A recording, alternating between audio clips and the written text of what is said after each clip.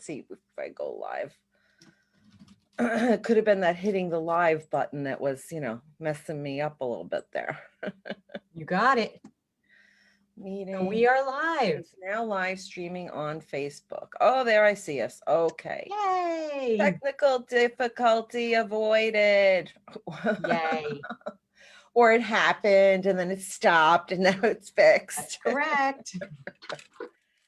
So Laura, my friend Laura, everybody, what's new Wednesday? We're up and running. Welcome to the show. Thank you for having me.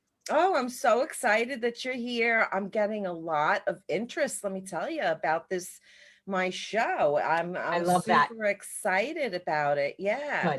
Because I'm all about teaching and shows, so talking to people like you, like a dealer in the business, I want to take that and talk to my audience about it because I haven't been in that portion for a few years now. Right. But because I'm trying to do this, I'm not trying, I'm doing of course the educational thing.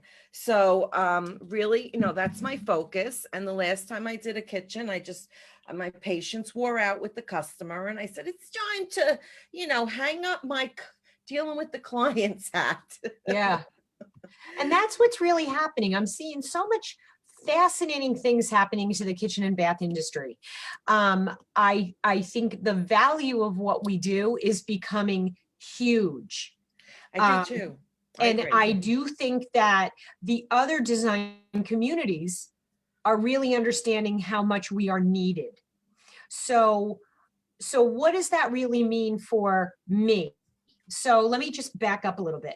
And what I want you to do, Laura, is please introduce yourself. Tell us where you're from. Know, and let me tell you something. I remember when K-Biz was a couple of years, 2 years, not last year or this year, last year. Right. I had, let's have a meetup, right? I was like, everybody meet up from my group, and Laura came. I had 5 people that met me at the K-Biz show, and I was like, wow, this is so cool. I think and Laura was there. Yes. Yeah. So we did a quick hello. And yep. It was quick. In fact, I really was not into K-Biz that year at all. So there was only a few things that I really went out of my way to do. And you were one of them. A couple other little things, but yeah, I mean, I just wasn't into it, but that's, it was a long time ago. But anyway, so I'm Laura Egan. I own Estrella Cabinetry and Design Center here in Goodyear, Arizona. I've been in Arizona for 12 years this year. July will be my 12th year, but I'm from Poughkeepsie, New York. So I'm a fellow New Yorker, but I'm more in the country. I'm a little upstate, about an hour and a half north of the city, but very much in the country. I had a very good career in New York, very successful career in New York. And then post-divorce, I came out here for a year, went through the winter and said no more snow. That was nice. But also it was more of an economic reason I stayed. The state of the economy at that time. So it was a buyer's market. So I figured, well, let me buy a house while I'm here. Let me do everything humanly possible. The housing was just ridiculously cheap. I was smart enough to know I've got to jump on this opportunity. So I needed a job. And my background is pretty high end. I started in the early 90s at Home Depot, stayed there for a few years, and then I got recruited to another company called Williams and then went up the ladder there, did very well. So my thoughts were I was going to go back to New York. I was going to go back to Williams, but I really liked it here. And there was also a really cute guy that I met from California. So the New Yorker, the Californian, it kind of worked out. So anyway, I didn't want to leave. So I ended up, the only place I could get a job that would give me a regular salary was Lowe's. So I ended up going to the North Scottsdale Lowe's, which is, that expression being at the right time, at the right place at the right time. Absolutely. I so was, because I do have a high-end background. So the client base in North Scottsdale is a very false economy. Think Palm Beach, think, think Beverly Hills. Scottsdale is the same thing. So I had this amazing client base that once they realized I could speak, Sub-Zero Wolf, I earned their trust immediately. They ended up giving me the keys to their house and they went back to wherever they came from, Scotland, Canada. The clients that I had were just, it was amazing. But was so fascinating for me here in Arizona, and it drives me every day, is that it's such a diverse design community. One day I can be doing the most over the top contemporary high gloss acrylic, just crazy contemporary. The next day somebody comes in and I says, I want Southwest. Then somebody comes in and I want Canadian traditional, Santa Barbara style. So I'm really in the right place. So I stayed there for a few years, went out on my own, and then I ended up opening up Estrella with a partner. And then that didn't last long, and I ended up buying her out of the business. So I'm now on my 6th year. Bravo. We're doing well. This is hard work, Yes. and I am a ridiculously hard worker. I have no problem putting in the time, rolling up my sleeves, moving cabinets, helping. Gotta do it when you own your own company, you work hard. I did it and I worked hard. You give it, you're dedicated. And the kitchen and bath design business is a construction build, kind of different than interior design. So it takes on a different dynamic, and really being in the midst of it and being a dealer is so much different than just being a designer and then using a dealer. And my thing is, designers need to use dealers like yourself, because that is the relationship that you want to make. You don't have to have a high-end custom guy, a maker, woodworker in your backyard. No. You need people like you.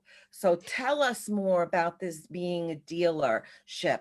Right. So what I am finding is, being here in Arizona, the interior design community is got to be the best in the country. I mean, because there's so much education here. You can get a master's at ASU in interior design.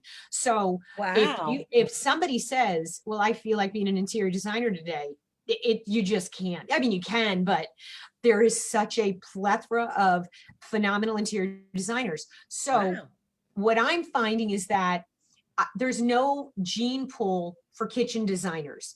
They're just not, they don't know what they don't know. And this is what Allison, you and I have had these conversations. Yeah. So what I'm finding is that I'm not going to hire a staff designer anymore. Somebody that came out of a box store, somebody that came out of a small place. They don't have the tools for high end. What I am finding is that the skill set coming from the interior design community has been wonderful. They're formally educated and they have an attention to detail, and they can do AutoCAD because we use 2020 and AutoCAD. So what I'm finding is I'm bringing in staff, the support staff from the interior design community, and I'm training them. They're going to be in the administrative role for at least a year before I either set them loose as in sales, or I let them loose in the administrative world. So the other thing I'm finding is that, and we've talked about this, is that a kitchen designer doesn't really have a definable role. Right. How do you define what kitchen designer, what does that include? What does that mean? Right. So we've talked a little bit about this. I've been able to define through the hiring process and really being managing these designers, that there's 3 things a great kitchen designer must possess. You must be able to sell, you must have interior design ability, and you must be able to mechanically engineer. Mechanically engineering is really the designers don't realize how much of a mechanical engineering really goes into the kitchen cabinets. And I know that, like, you have hired people. Like, my thing is the certification. Like, how important is the certification versus how much more important it is to be working in the field in a company like you and getting hands-on training? Well, that's it. I really feel that a kitchen designer, only a kitchen designer. And my formal education is in business. So I hung with my dad. I wanted to be an interior designer, but I didn't. And I became a hairdresser in high school. And then when I came out, that's when I went back to school and got my business degree. And then I wanted to do something different. And so anyway, that's how it, but where we are right now, there's three definable pieces of the pie. Now, and it's ironic. So an interior designer comes to the table, they can design it, they can make it look good, and they can sell it. They can't engineer it. They don't understand the engineering. But now let's take a contractor. I've got, John Smith, who's been a kitchen installer for 25 years, seriously knows so much, but he also thinks he knows more than I do. And it's not that we just have two different skill sets. So now they decide they want to be a kitchen designer. They come on the job, they can engineer it, they can sell it. It looks horrible. Right. And then there's the salesperson. I'm a used car salesman. Oh, I can do this. I've built a couple things and I know what I'm doing. They can sell it and it won't look good and it won't work. They only care about the point of sale. And lastly, my least favorite is the architect. Somebody went through school, they have an architectural degree, and they can engineer it, they can make it look good, but they don't know how to say, I need a check. They can't sell it. Right, to have get all three of those all together. And I think that what is so good and what I find, Laura, is that people in my group, I remember when I started in the early 90s at Home Depot, I started in like 94, maybe 1994. And I remember all the other kitchen designers, because Home Depot at the time was very, very immersed in the National Kitchen and Bath Association. We went for classes. We did so much training through Home Depot. Yeah. But when we would go to the NKBA meetings, we would have a table of 10 designers who were interior designers and were specializing in kitchens and baths, or, whatever, that the other people would diss us to the greatest extent because we were Home Depot. Right. Well, you know what? I got the best education working for Home Depot and for working for Home Expo. Not to mention all the other places that I worked for. Yeah. Well, but right. You have to embrace the designers that are in these companies, because, I remember when I was at Expo, I had jobs in the Hamptons, multi-million-dollar projects in the city. And this was from a Home Depot Expo. Right. But this is what I've learned is that. Tell me, Laura, tell me. I will. What the box stores do, and I'm not anti. I mean, I worked for Lowe's, I worked for Home Depot, and I worked for, I've done high end. So I'm all over the map. I will tell you the problem with the box stores is not necessarily the forum of what they're working. It's that the high up powers that be look at the kitchen world as the same as every other department. They look at it as point of sale. Right. So in other words, my success is really rated on how much I sell. Oh, so you sold 100,000? You're a rock star. No, right. A rock star is going to get 10 referrals off of that project.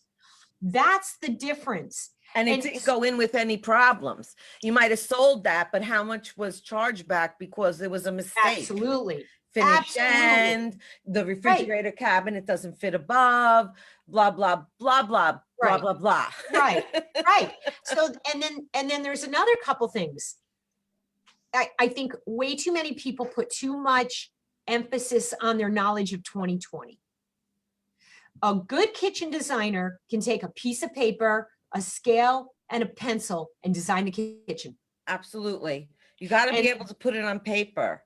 And if you can't do that, if you're not able to do that, then there's a huge disconnect because you don't understand how we work in reverse math. Because you're just relying on 2020. You have to be able to understand. So I know I'm sounding negative, and I really don't mean to. You don't sound negative, Laura. You I just hope not. are.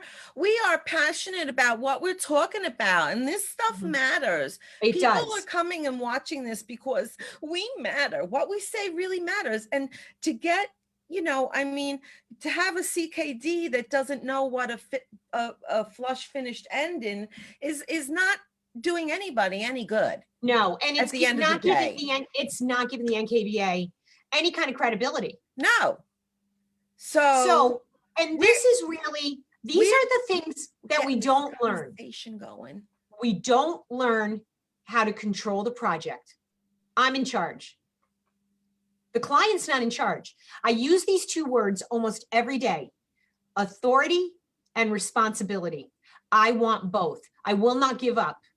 I will not let the builder tell me what we're going to do, and then I'm holding all the responsibility. It's not going to work like that. So I've had to learn to get real tough. Look at the New Yorker coming out in you. Yeah, these people don't know what to do with me half the time. So, but it's true. If you give up the authority, your project's going down the tubes. Your project's going to go down the toilet. You have to own it, and you have to be in charge. And I've had to learn to tell people when I've done them favors. We all don't do that. So like, let's say there's all these things that happened in the background, and now there's one thing that I have to bring up to the client, and they completely have a meltdown. That's when I have to say, you've hired a professional. You've got to let me do my job, because let me tell you all the things that did go wrong that you don't know about. And then I start going down the list. Your Blanco sink is cracked. You don't know about it because it's not for you to worry about. Right. My problem. Oh my God. Well, what are you gonna do? Don't worry about it. Right. There's a fuel surcharge. I sold it to you in good faith. I'm not going back to you for more money, because that's not the right thing to do. You have to learn. The other thing is they need to be reminded. So what I've learned to do is we send out a weekly, kind of like a statement. Anybody that's on the books, they get their invoice, and our invoices are kind of working documents, because sometimes there's additions and whatnot. And I always put in, what's the wording I use? It's kind of like if I give them something for free, I want to explain to them why I'm doing it, but I don't like using the words customer satisfaction, because it looks like we've done something wrong that we're fixing. So I won't do that. What we do is, goodwill. Goodwill is what we'll use. But this way, I want to remind the client that I'm in charge, and you're going to respect me, and you're going to respect. And we also have a little speech. You love me right now. I guarantee you there's going to be at least 2 times where you're going to hate my guts. You're going to be so angry with me. And then you're going to like me again. And then you're going to be pissed. And then you're going to be angry again. It's the nature of the beast. And then I'm not here. I want to be friends with you. But at the end, you're going to love me. I tell you. Yes. Because I'm married to your project, and I won't let you down. And it's, I did learn that technique of taking control of the sale through a sales course that Home Depot taught us. And one of the things was to be in charge of the sale. So if you take it as being in charge of the project and being in charge of the builder, so it's that whole being in charge of everybody. And I know even one of the times the example that the speaker said was, you can ask the client, like, I'm available between 12 and 2, and the customer will say, well, I can do 2, and you say, well, can you do 1:30? 1:30 works better for me. Let's do 1:30. So you took control of the first meeting.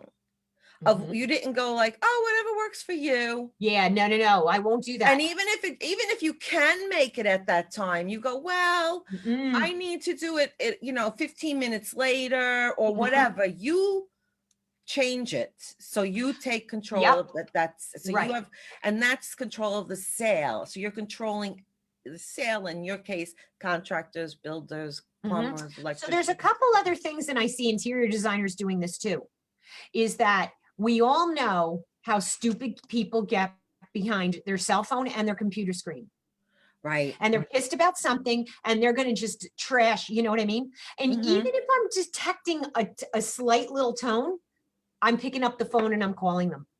Especially then- nowadays, the Oh, kids yeah. go right away to the email, right away to a text. How do I respond to this email I got? Well, I also set the tone. I'm not available 24/7. So you're welcome to text me, but I'm going to respond to you during the day. And if I detect a tone, I'm not texting back. I will call.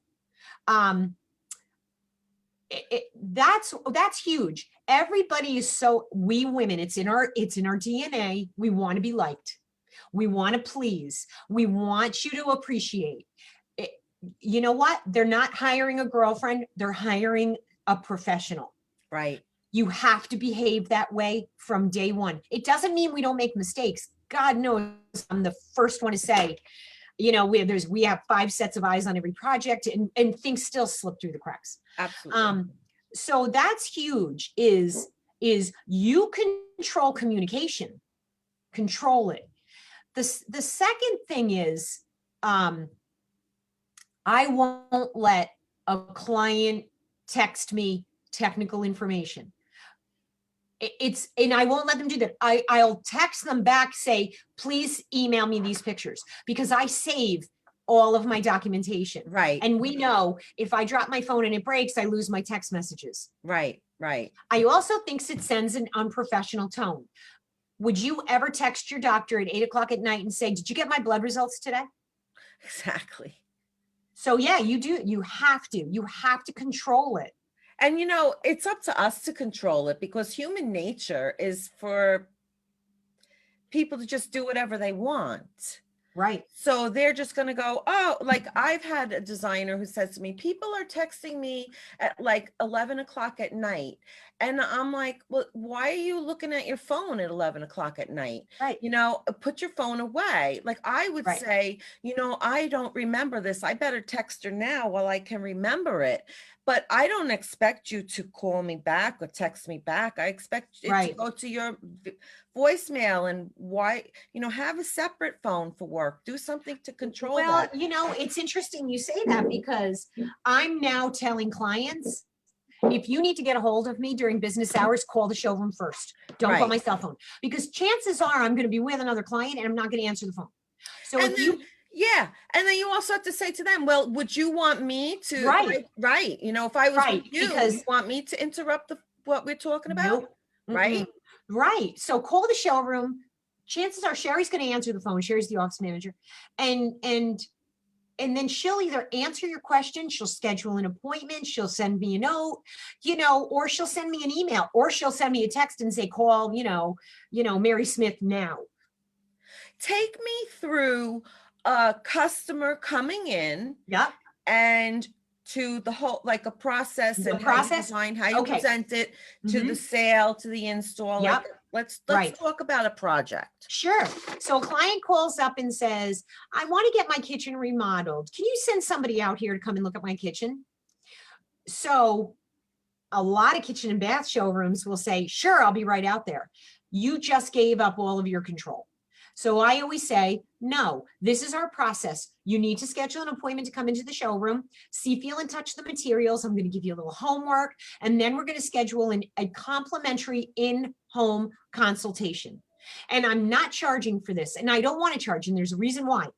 So now I've scheduled the appointment. I'm now go out to their house, and that's where, and I tell them this is where we're going to really go through the details of your project. I'm going to take measurements. We're going to talk about it. We're going to talk about budget, ETA, and I'm real good at shooting numbers. And I'm going to write down budget, math, and I'll explain that in a moment. So then we really talk about the numbers, because if I go in there and I can say, well, this is going to cost between 60 and 80,000, I'm going to know right now whether they're my client or not.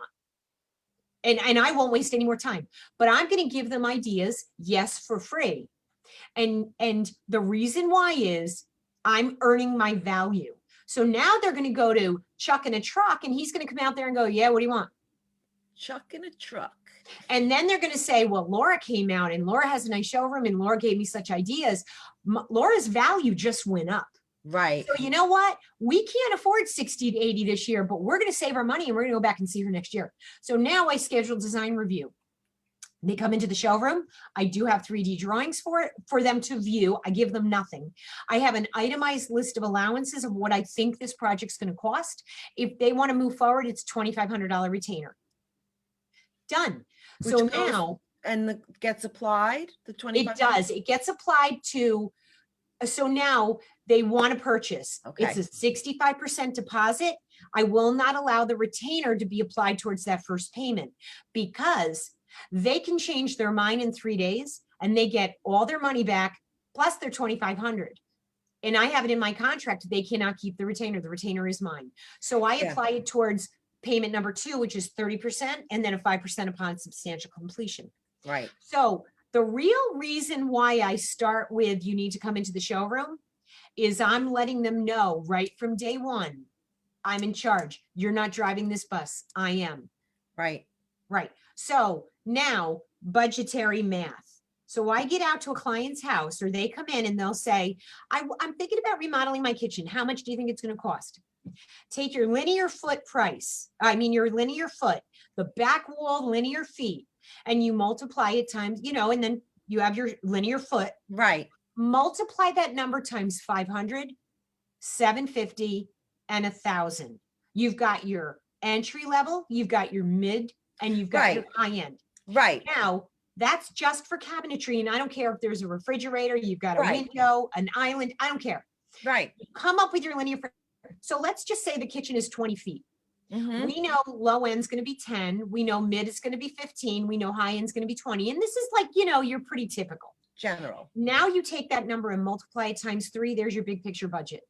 So if you've got 20 linear feet and you're at 20,000, you're at 60,000. By the time you add in your countertop, your appliances, Labor, your demo, sink, the backsplash, faucet, all of right. it. the flooring. Yep. Right. Right. Because you and I don't make money on time. We make money on materials Exactly. and commission. I'm still the owner, but I can't get a paycheck unless I sell something. Right. Right. So that's kind of what we do, but I am become extremely efficient with my time. I'm not going to spend 6 hours prettying up a 2020 drawing. And this is no disrespect to the 2020 world, but I'm not going to put a vase on your countertop. I want you to No. be able to really see there's a 3-draw base there. There's a pullout. There's your garbage. I want those details. I don't care how pretty the backsplash looks. I'm not making money on that time. People don't even realize what they're looking at either. They just get wowed by the picture. And Right. years ago, I could draw it. I Yeah. would draw I would get a piece of paper out, do the floor plan and go, well, you know what? This is what it's going to look like in 3D. And I do a little pencil sketch and then they'd be like, oh my God, I love it. So you don't have to have these big fancy, and those pictures take time and nobody wants to take time. The designer, the homeowner doesn't really care that there was a vase on the thing. She No. does care at the end of the day about her 3-draw base, and he cares about his place to store Right. his special knives. Right. So now, what does your showroom personnel look like? Now, this is the other thing that individual interior designers don't realize, all the different departments Yeah. that are required to be a kitchen dealer, or Right. all the different hats that Mhm. go into it. So I'm gonna- what does your showroom I'll look like? back up to when I was working for Williams in New York. Everything was on my plate. I had to measure it. I had to design it. I had to order it. I had to acknowledge it. I had to fix it. I had to do the paperwork. I had to do all of that. So I have figured out I'm worth $750 an hour. So if I hire somebody at $25 or $30 an hour and I do my 2020 sketches and I sell the project, I'm handling the entire file off to somebody else. Now, depending on the complexity, because we do a lot of custom, it'll go on AutoCAD because we'll do a lot of flush inset. But anyway, I don't even want to go into that because I don't want to, I'm speaking broad stroke on the entire industry. Right. So now I take the project and I hand it off to a design administrator. And she's going to rip that project apart and she's going to make sure I have the right fillers and the right toe kick and the right molding quantities and making sure I have my finished ends. And she's ordering the kitchen. Now, the one thing I can suggest for all kitchen designers, and this is a great project, your drawings should be so good that you can order a kitchen off your 2020 drawings. Yes, absolutely. That's the whole point of 2020 So is to be able to design it and then shoot out the purchase order. Use your legend. Use your, and use your floor plan descriptions and make sure you put, when it says B18, you're communicating with the contractor, the installer. But when you say a base and then you put a dot in base 18, 2 wood rollouts, you're communicating to the client. If you say B18 right, flush finished end right, recessed toe kick right, that you're speaking to the installer. You know what I'm trying to say? So it's a great exercise. Yeah. And you have to have that other person. It's always good to have another person look at your stuff. I think that when you have that's one thing that Expo had. We had somebody that we would send our drawings off to and they would check it. They were the order checker before it would go ahead and be processed. So, and a lot of the drawings, well, all of my drawings are technical, and all of my elevations, I do elevation technical drawings so that I give a packet to the contractor when I did it, that each contractor had a full packet of the appliances, plumbing fixtures, countertop material, cabinet floor plan, item list, elevations. So everybody would get that. Mm-hmm. So the contractors would then take that picture up, and I myself would write in there on 2020 directly on the cabinet and put a little arrow. Like, you can really put a lot on the elevation. Say like base, 2 rollout bases, and put an arrow, because the customer signs all that stuff, and that stuff is all legal documentation. Those things can be, think of it as, you know what, if I get sued, if this gets sued, if anything goes wrong, you have to have your documents and those papers, those blueprints and drawings signed off on by the customer are legal documents. So we use PowerPoint and we create a spec guide for every client. So what I'll do is I'll save my drawings. I print them to a PDF so they're scaled, and then I upload them in PowerPoint. And then I add all of my drawings. I mean, I add the drawings I can add. I can, snip the door style from the spec guide because everything is PDF. And then I can do a drawing of the molding buildup and then have that. And so we create a spec guide for every client. Yeah, because each molding, there's no, a standard molding, no standard molding. You want a 2-piece crown, 1-piece crown, and what kind of crown? A 3-inch crown, a 4-inch crown? What's the projection? If you put that projection of crown, is it going to hit into the hi-hat that is hitting, that you didn't pull over far enough? It's all these little technical details. That's why I always say to everybody, where's your calculator? Get out your calculator. A designer's best friend is a calculator, right? It's all a matter, and you said like it's all mathematical. What did you say? Reverse math? Because a lot of it is like, take the center line, cut it in half, work out, 18 inches on this side, 18 inches on that side, and it's all a matter of mapping it out mathematically and then adjusting it as you go. Well, I could make it a 3-drawer base 18. I could make it a base with 2 rollouts. I could make it a garbage pit. You know what I mean? Then you go in with the things. But before you start it, you do the math. So I've been in the business 30 years or so. And the one thing I've had to learn was to say no. So I have an appointment at 1:00 today. She wants a whole bunch of bathrooms remodeled. I'm going to tell her no. And why? I don't have time. to manage these projects. It's not a value to my time. I would rather work on, these massive blueprints of cabinetry because that's where I'm making my money. Exactly. I have to steam, find, Totally. find, so she's going to come in today. I'm going to give her the name of some remodelers. I feel like I'm part of the community, so I don't want to just, say, yeah, no, it's not worth my time. I will never do that. Right. But I'm not going to be able to handle her project as professionally and as easy as she would like me to. And then So I'm going to bow out gracefully. And at the end of the day, though, it becomes a business decision because you're going, well, now I'm going to make $20,000 on those cabinets, or I'm going to make $5,000 and work my ass off for her get bathrooms, because there's Right. not enough, not as much money in No. a bathroom like there Right. is in the kitchen cabinets. Right. And I tell people the money is in the cabinets. I Yeah. only do the other stuff because I love it and I want to make the space beautiful, Mhm. because there's nothing worse than having your customer go and buy a faucet that's totally inappropriate for the style of what you just did. And you're like, why'd you get that faucet? Or picking out the wrong light fixture. So I make a little bit of money on that because I like it, but my money's on the cabinets. So you have to think of Right. and that's when being a business owner and being a business Right. person comes in saying, well, Right. what's my profit margin?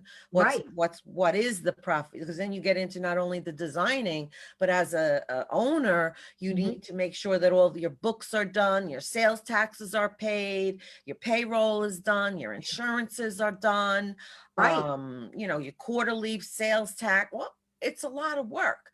So, And it's funny, I had a conversation with I have people on payroll. So you asked before. So I have an office manager, and she takes care of really all the customers. She takes care of and all the bookkeeping. She is the best thing that ever happened to me. She's so wonderful. well, that's Um, nice. and I really like her, and we're the same age. So it's a good fit. Click. Then I've got the two women in the administrative role. I have Karen and I have Shania. And then I have Will, who's a cabinet installer.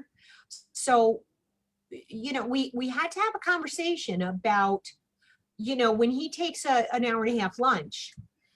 And, so we had a conversation this morning that when you don't finish a project in the time allocated to finish it, I'm scrambling to find out how I'm going to make payroll. Right. Because that client's holding on to $12,000 and I can't touch it until you're done. Right. So when you take an hour and a half, you don't wait for your paycheck. Right. Right. So it's imperative that you're part of the team. Mm-hmm. Mm-hmm. So, and he was like, I never thought of, what. So, but yeah, you're going to have to step it up. Yeah, and having weekly meetings or daily meetings with your team is a really important part of business. Yeah. So having that, even if it's a half an hour, a 10-minute, 15-minute meeting, whatever it is, it has to be done. And you have to be disciplined enough to do it and keep consistent with it. I had a payroll too, and it was a hard, working in Long Island, we're a tough cook. I do not ever want to go back and deal with East Coast clients. And Long Island is its own breed of species, where a lot of immigrants, people, different cultures, and they're constantly coming in, and it's really a tough crowd. It's a tough crowd. And I was handling 6, 7, 8 projects at a time.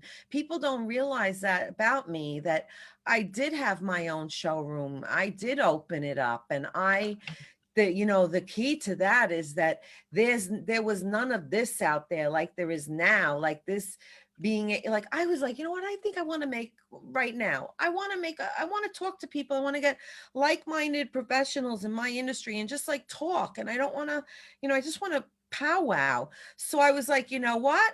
I'm just going to make a powwow. And I have or maybe people who call that racist now. I don't know. That's against the rule. I can't say that word. Powwow. Yeah. I don't know. Right. It's nothing. But you know what I'm saying? So I was like, you know what? I actually can get together 1, 2, 3, 4, 5 people. That's a meeting. So I did it and I went out and I created this. So there's this whole audience and connections out there Well, this of has been the people. greatest experience of my career, are these Facebook pages. I'm Absolutely. learning so much.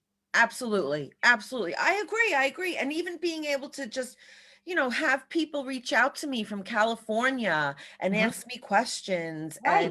and, how can how can I work with you? Because I don't know what I don't know. I need to know everything. And Absolutely. it's like, well, that's Mhm.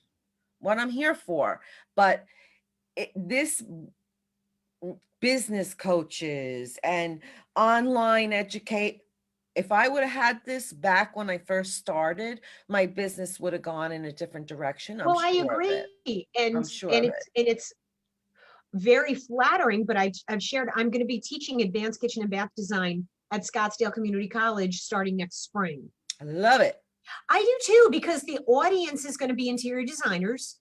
Hmm. So, and then there's, and I've already spoken to the dean that there's a little selfish motivation. I've got my hand pick of interns. Yeah, absolutely. And interns are the best way. I've had interns work for me from the community college that has the interior design program.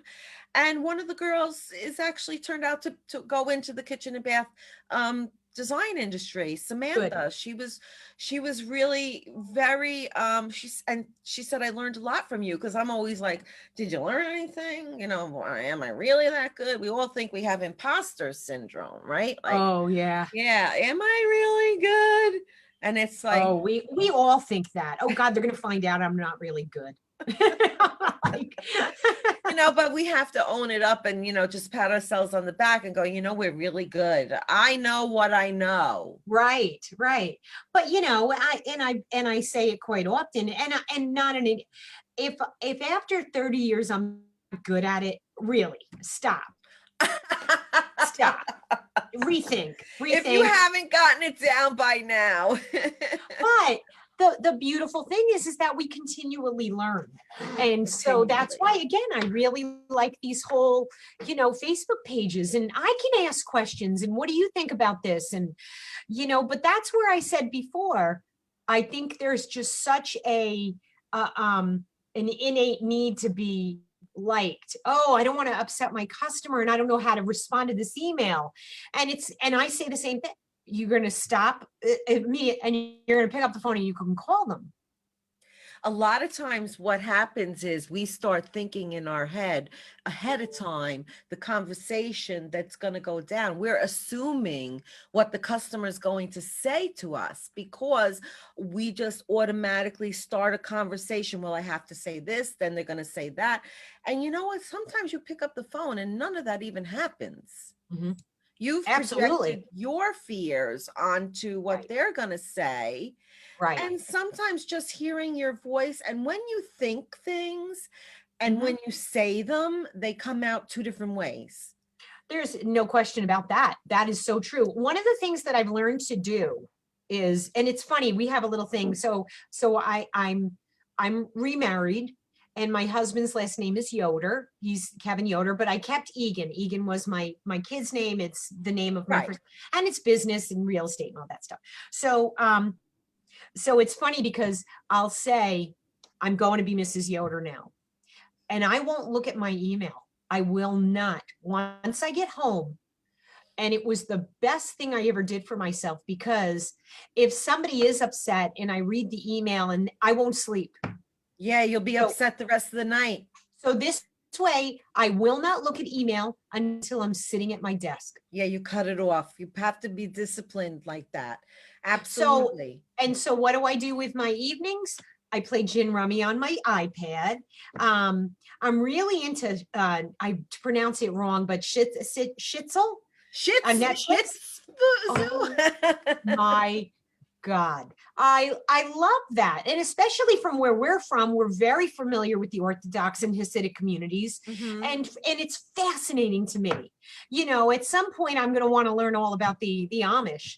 In fact, with our New York accents, I was at KBIS, I don't know, 5, 6 years ago or whatnot. And there was a big Amish group Oh in yeah. their whole garb and whatnot. And I was Yeah. with some girlfriends and I leaned over and I was like, I said, oh my God, it's my people. Let's have coffee. We'll talk, you know. I'm Mrs. Yoder. Clearly I didn't, but I did tell Kevin, who's from California, I got to get him to Lancaster, PA, and we'll go get some apple butter and we'll pretend we cleanse. Yeah. I know you're talking about my husband. My last name is Solar, and my husband's last name is Altenberg. But I have been divorced since I'm 27 years old, and I couldn't wait to get rid of that last name. Klinko, what a yucky name. I was like, oh, got rid of that. My daughter, she's married now, so she has a different last name. So I've always been Solar.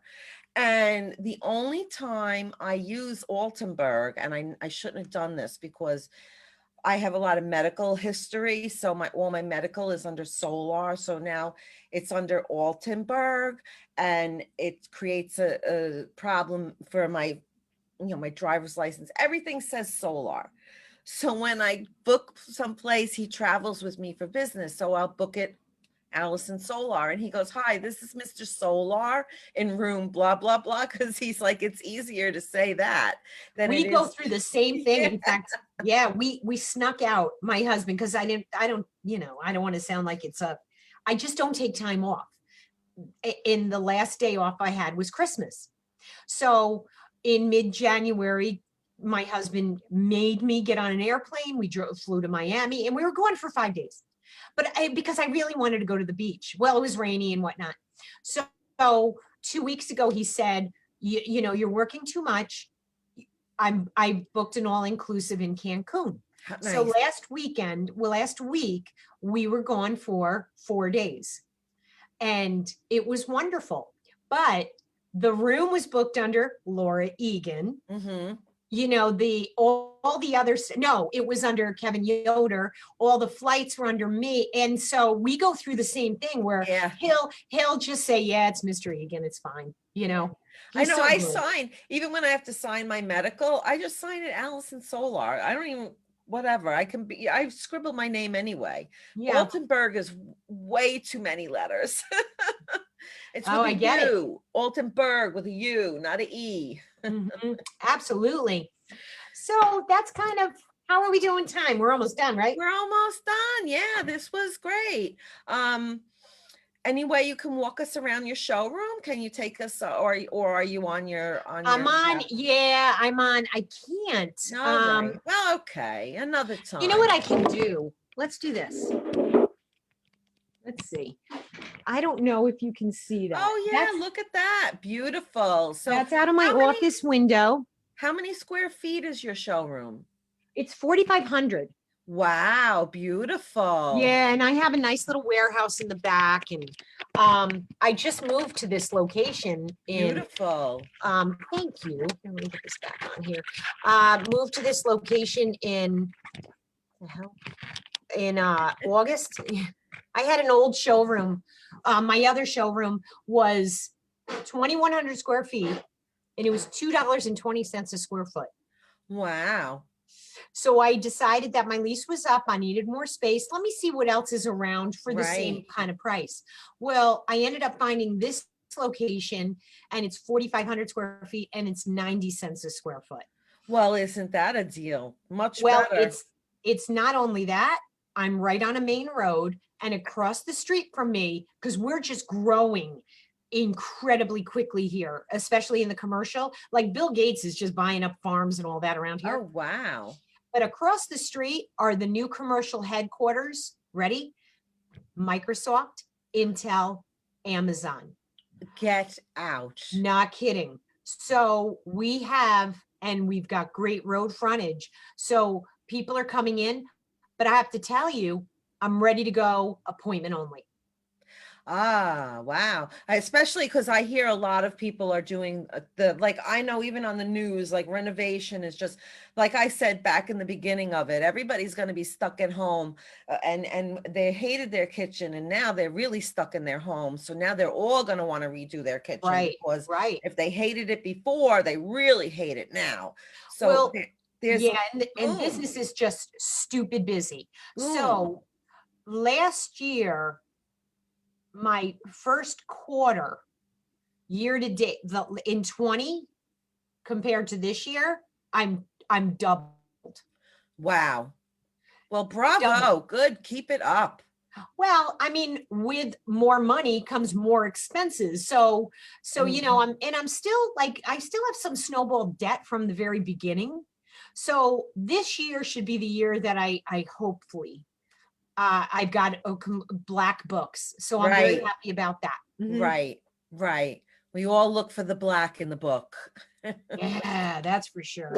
We don't That's for like the sure. red. We don't like the red. Well, let me No. see if we have any comments. Let me see if I can see anything And here. also, just to let the rest of the country know, it's a Oh, beautiful, wait.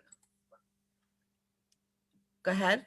let me see.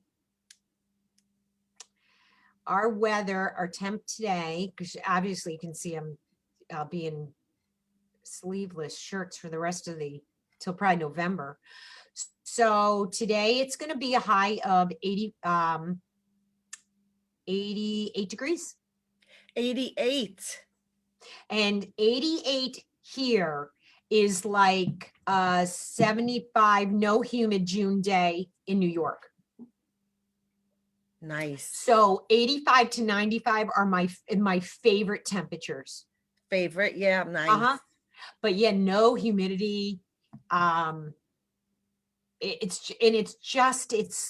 It's nice. I love it. Everybody who moves out of New York is never coming back. That's all I Nope. know. They're like, I'm never coming back. I'm never coming back. You can So afford it. I still have a condo up in Wappingers Falls right just south. We talked about that. I know my You know, mother is up from up that way, Fishkill, yeah, Poughkeepsie. What my aunt lived in Wapacher Falls. yes. I remember. The Um, family house, Fishkill, Farrell. yeah, what was the name of that road? What is it, Jackson? Jackson. Yes. Yeah, Yeah, yeah. So I still have a condo there. I have this little tiny condo, 850 square feet. There's no washer dryer, there's no basement, there's no storage, there's no garage, nothing. 2 bedroom, built in 68. My taxes combined on that just went over 4,000 a year. that's a lot. My house here, 2,200 square feet. I have a small little poster size, but I'm okay That's with that. nice. 2,200 for two I have people. 2-car garage. I've got living room. It's a nice house. My taxes, school, and property just went over 1,000 a year. Wow, wow. I And know. my HOA fees here are 49 a month. It's 300 a month on my condo in New York, in addition to the taxes. Wow, wow. So I, why do you I keep that place there? Let me ask you that one. Why do you still have well, that? it's funny you should say that, because it's actually my ex-husband's cousin who's been renting it. Oh, so you rent it out. And I do. And she never misses a rent payment, and she loves it there, and her son is in high school there. And so my thoughts is that once Mikey graduates high school, then I'm probably going to put it on the market. Yeah, yeah. Well, as long as you have it rented out, that's different I than do, rental and it's a property. win-win. I don't have to worry Yeah. about it. Right, right, right. It is a win-win. Yeah. Well, this has been a win-win. I've enjoyed, Laura, talking to you and being part of my mastermind group. And we're here like it. to, yeah, and we're here all about educating. So what I want to say before I leave, I sign off, is that I'm going tomorrow up to what's the name of the Crown Point Cabinetry Oh, you are up in New Hampshire? up in New Hampshire. So I've gone to Plain and Fancy, I've gone to their factory, I've gone to Holiday Kitchens factory. I've been to quite a few factories, so it's been a while since I've been. And Crown Point, I think, is a high-end I used Crown Point on some not personal projects, but when I was independent. Right, because they sell to independent designers. Right, but I don't make as much money. Right, right. But You yet know, you don't have the overhead. You didn't have to Right. invest in a display. You don't have to keep minimum. So it is a way for designers to purchase directly to from the manufacturer. And they're Yeah. not really, they're not necessarily a little custom shop. They distribute all over to And they the do Northeast. beautiful, beautiful work. So I, like you, I know the low end cabinetry, the middle end cabinetry, and And the creme high de end. la creme cabinetry. Yeah. So I'm really looking forward to going up there and seeing their factory, seeing how they assemble the Oh, cabinetry. that's awesome. Definitely Yeah. take lots of photos, maybe I do a am. live. I am. Yeah, I'm super yeah. excited. So that's tomorrow and Friday. So that's what I'm Very going to be nice. doing. So keep an eye out for my posts. I would love that. In fact, I'm going to travel Mother's Day weekend. I'm going to go visit my daughter, and she is in as far northeast in Maine as you can get. Oh, wow. Right So near the Canadian I'm going to border? fly into the Caribou area. Wow. Yeah. Yeah. So anyway. Everybody, thank you for watching. Have a great day. Thank you, Laura, for joining me. Thank you for having me. Everybody have a great day. Thank you. Ciao for now. Bye. Peace out.